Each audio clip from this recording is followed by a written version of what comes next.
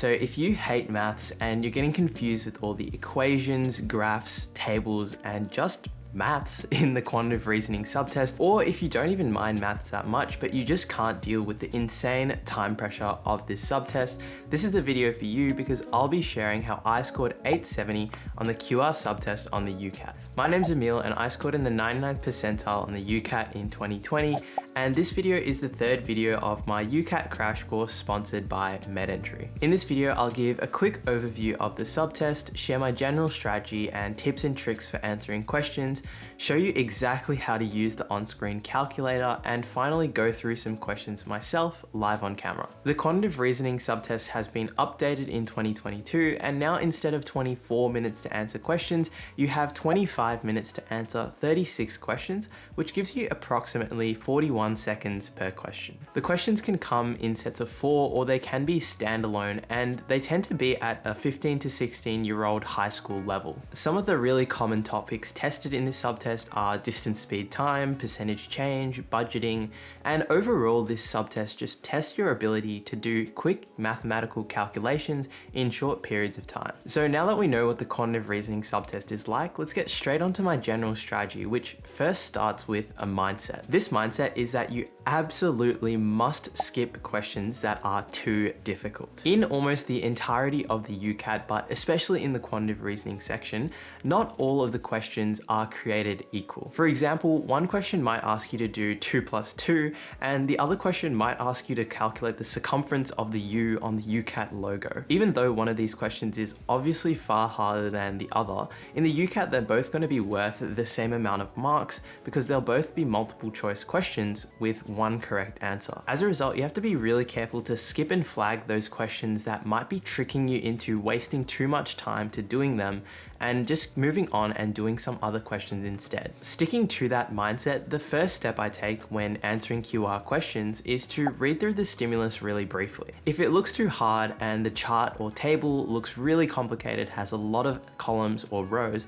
often I'll just skip the question and tell myself to come back to it later. If I decide to do a question, the next part of my general strategy is to read the stimulus really carefully. What I mean by this is you should just read the background information to any charts or tables that you get given in the scenario, but try not to get sucked into all the data in the charts and tables because that might end up causing you to waste a lot of time. Here, what I try to pick up on are like those really important qualifying bits of information that they might give you at the start or end of a question that are designed to make you get an answer wrong if you didn't read it very carefully. With tables and charts, I never like to look at any of the numbers inside the table, but I usually like to look at the axes or the labels of the rows or columns. The next step in my general strategy is to read the question and understand what it's asking. When you're doing QR questions, you need to be able to look at the question and quickly understand what calculations you need to do to get to the answer at the end of the day. This step helps you to stop making a lot of those silly errors that happen when you don't read the question properly,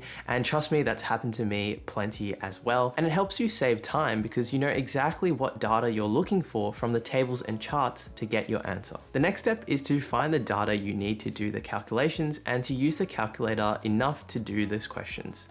It's important to find a balance with using the calculator enough, but not too much, so that you actually use it as quickly and efficiently as possible, but you're not using it too much and wasting time, and you're also not using it too little and possibly making silly mistakes by doing mental maths. After following this step-by-step process, hopefully you'll have your answer, so just pick it and move on. Moving on to the tips and tricks I have for the QR subtest, my first tip is to try and reduce your fear of maths as much as possible. A lot of people come into the QR subtest with the mindset that they suck at maths or that they hate maths and that they can't do it. More often than not, this is usually not the case because the maths in the UCAT tends to be pretty easy, usually at around a 15 to 16-year-old level, and often you can learn how to do this maths fairly easy if you get over that fear of just trying to do maths. Try and bring it into your mind that the maths you need to do in the UCAT is actually quite easy, and with practice 100% anyone can get it, regardless of how good you think you are at maths. Following on from this, my second tip is to try and practice practice all of the mathematical tests and equations that you might need in the UCAT. For example, these are things like percentage change, ratios, distance, speed, time questions,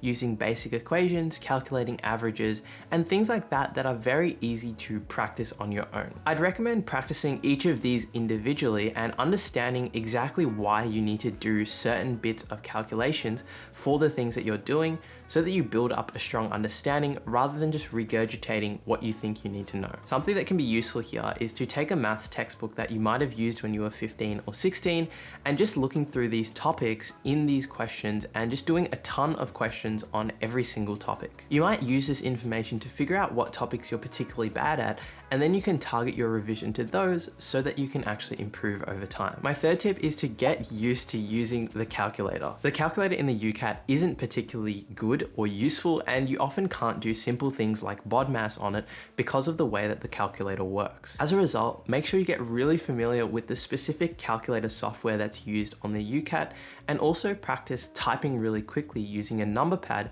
because that's what you'll have on the test day. For example, something that I used was MedEntry's number pad speed typing drill, which helped me type in numbers much faster into the calculator and with a higher degree of accuracy as well. My fourth tip though is to not over rely on the calculator. Don't be afraid to use a little bit of mental maths in the QR section, because often it will help you get the answer or just realize what the answer is way faster than if you did all of the calculations on the calculator. My next tip is to write down these numbers called checkpoint numbers onto your noteboard. These are numbers that you might get in your calculations that you might need for later questions, or you might need later on in the same question. Again, because of the limitations of the calculator, you might not be able to do a question in a nice stream of calculations like you usually would on a normal calculator. As a result, it's nice to write down important numbers such as averages or sums that you get in your calculations that you can look at later on when you're doing the question, or in later questions when you might need those numbers later on. My final tip is to watch out for tricks in questions. The UCAT question writers are always very sneaky, and they always put in things like changes of units,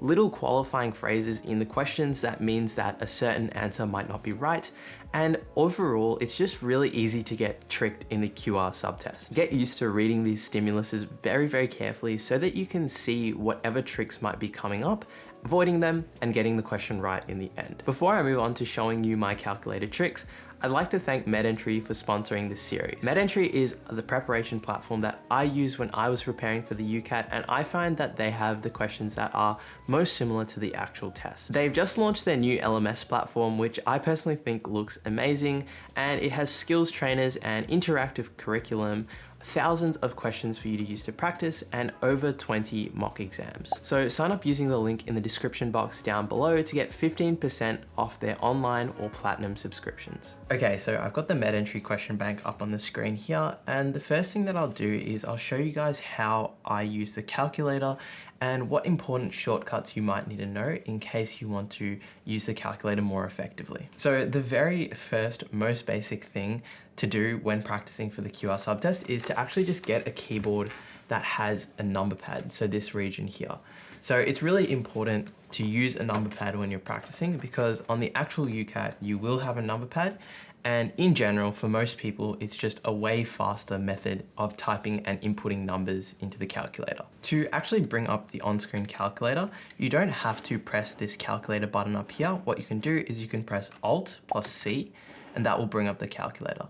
Then just know you can move the calculator around as a window by dragging this around. Then as normal, you can just type in numbers into the calculator and get your answers, whatever you need, doing that. One small trick I have that I found was very useful when using the calculator is that when you have a number in your calculation, for example, and you have this number here, 171, and say you want to clear the calculator without having to press the back button, instead what you can do is you can do 0 equals 0, and then that will also clear the calculator as is, without you having to move your hand to press the escape or back button on the keyboard. The other thing to know is that when you move between questions, the calculator disappears, but then all you have to do is just press Alt+C to bring it up again, and the calculator will be in the same position that you had it before. The last somewhat useful function that I'll show you on the calculator is the memory function, and those are these three buttons here. So the MRC button, M- button, and the M+ button. So this is useful when you're doing calculations that might require you to add something to a certain number repeatedly. So the way this works is that there is a memory function on this calculator. So what happens is, say you got a number, for example, 500 in your calculations. The way memory works is that you have to press M+, and then you'll see that this M icon comes up on the calculator, and this means that the 500 has been added to the memory.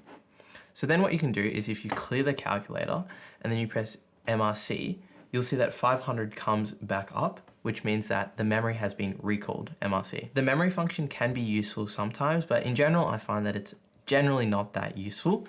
But the way now that you can utilize this is, since you have 500 in the memory, say in the next part of the question, you got the number 60 and you required to add that into 500, instead of having to press plus 500, which is easy in this case, but it could have been difficult, like a different number that's hard to memorize.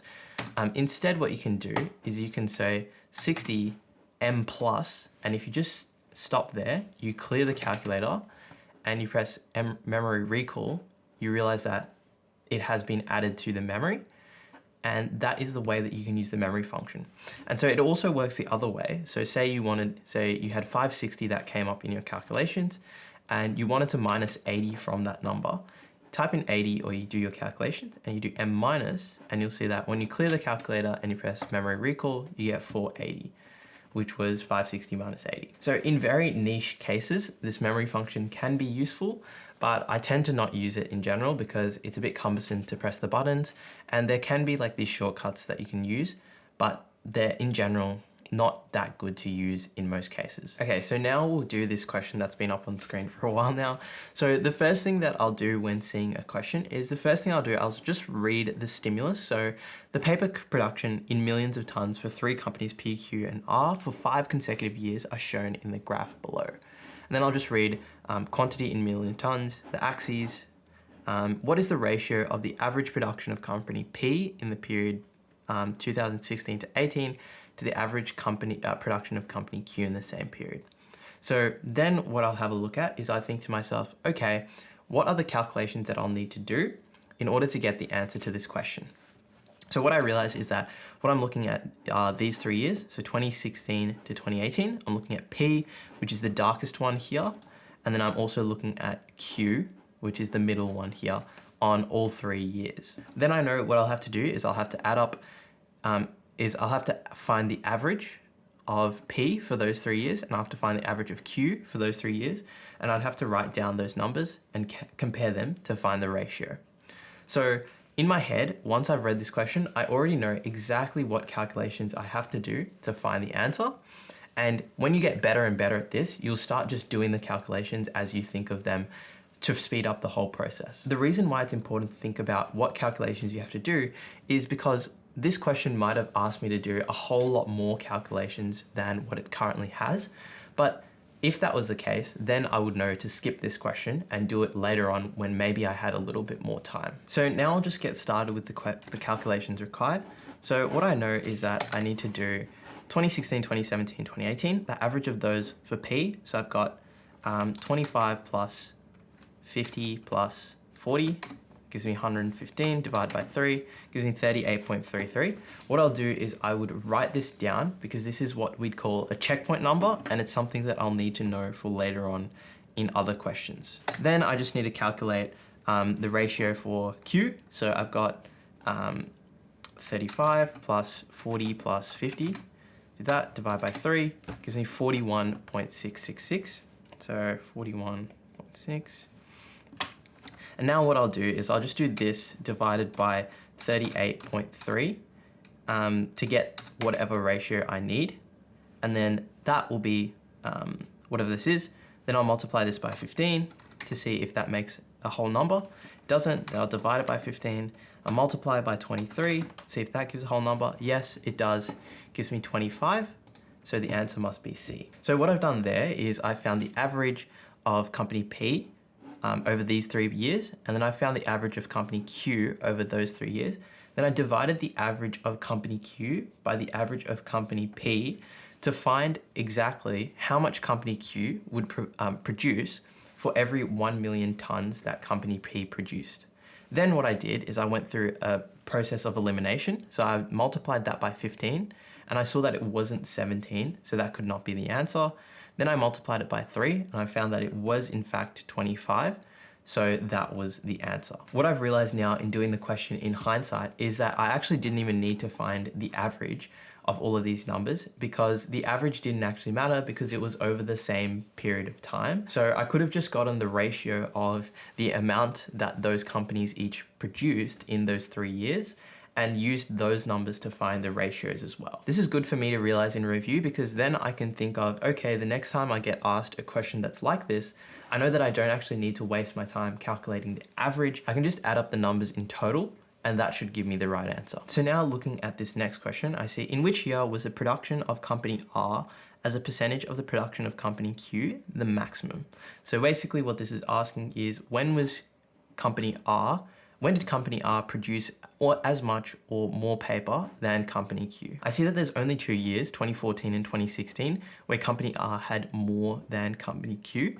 So then I know that B, D, and E all cannot be right. Now what I'll just do is I'll just calculate the percentage over in 2014 and the percentage over in 2016, see which one is bigger, and that will be the answer. So what I'll do here is 35 divided by 25, that will give me 1.4. I would write that down. Then I've got 2016, which is 45 divided by 35, which is 1.28. So therefore I know 2014 must be the answer. So here we've basically got a repeat of the first question. And now since I've got the experience of the first question, I know that all I need to do is just add these up and then get the ratio of that to the ratio of this number, these numbers added up here in 2016. So that's what I'll do. I'll do 30 plus 25 plus 35, gives me 90. And I'll write that down. Then I've got 2016, which will be 25 plus 35 plus 45. And that gives me 105. So I know the ratio is 90 to 105. Therefore, what I'll do is I'll just find, okay, most of these numbers are 6 or 5. What I can do is I'll just divide this by 90, get that. Then I can multiply this by 6. See what I get? It's 6 to 7. That's going to be C. Now we've got a percentage increase question, which said, what is the percentage increase in production of company Q from 2014 to 2017? So I've got company Q, which is the middle one, 25 in 2014 to 40 in 2017. So the way I'll do these percentage change questions is I'll just say, okay, 40 minus 25, which gives me 15, and I'll divide that, which is the change, by the original number, which was 25, which gives me 60% increase. So since those questions are done now, we'll have a look at the answers and see how we went. So as you can see, we got all of those questions right, which is really good to see. Okay, so here we've got another question set that has a table that shows the number of laptop computers and tablet devices sold by 6 tech companies over the past year. Then they tell you in the notes, the following year there'll be a 12.5 decrease in tablet sales across all 6 companies listed. And then the question is, what is the difference between the average number of devices, both laptops and tablets, sold by FastLap and the average number of devices sold by Tiger Tech? So now I'm just reading the table really quickly. I see there's company, laptops, and tablets. Now all I need to do is add these up, set the average, and then FastLap set the average. So what I'll do is just do that in the calculator. Pretty easy question. Got 2120 plus 2980 equals that, divide by 2, 2550. So I might write this in the calculator, or what I can do is I can add this to memory like that. Then what I can do is I'll find FastLap, 8332 plus 2454, do that, divide this by 2, get the average.